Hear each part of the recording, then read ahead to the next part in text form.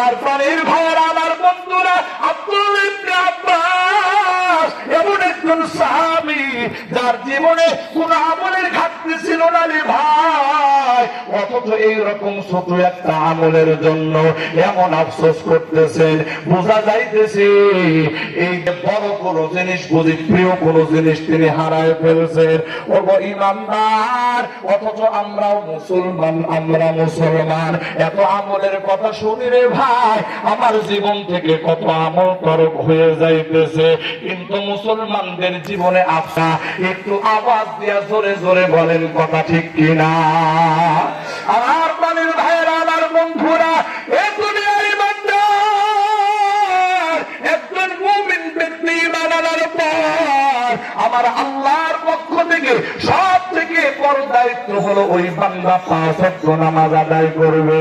ওরে বন্ধু, কিন্তু বাস্তবতার নিরিখে দেখা যায়, যদি একটা সমাজের দিকে তাকানো যায়, তাহলে দেখা যাবে 100 জনের ভিতরে 2 থেকে 3 জন নামাজ পড়ে, আর বাকি 97% মানুষ নামাজ পড়ে না।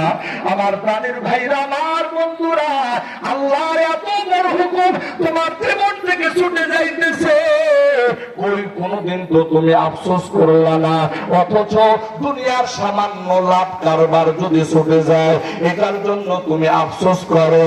ওরে বান্দা,